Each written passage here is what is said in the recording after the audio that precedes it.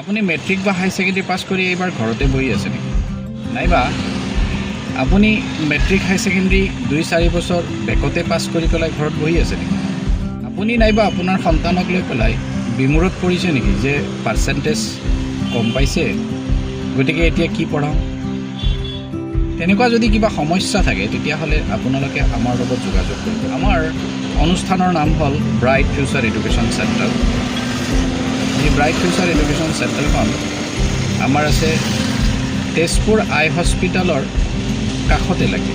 এই bright future education চেণ্টাৰে প্ৰতি বছৰে বহুতো ছাত্ৰ ছাত্ৰীক নামভৰ্তি কৰাই লৈ পাঠদান দিয়ে আৰু সেইমতে ছাত্ৰ ছাত্ৰীসকলে শিক্ষা লৈ দক্ষতাপূৰ্ণ হয় আৰু বিভিন্ন মেডিকেল নাৰ্ছিং হোমবোৰত তেখেতসকলে জব পাবলৈ সক্ষম। আপোনাৰ মনত প্ৰশ্ন হোৱা নাইনে বাৰু? তেতিয়াহ'লে সেইবোৰ কোৰ্চ কি হয়? কোৰ্চবোৰ হ'ল laboratory, nursing, pharmacy assistant, OT technician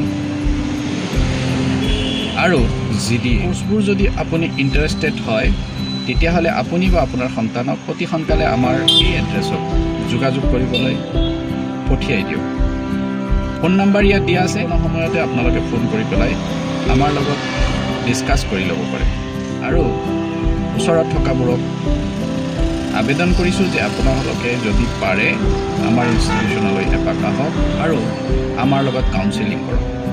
নিশ্চয় আপোনাৰ বা আপোনাৰ সন্তানৰ সমস্যা সমাধান হ'ব।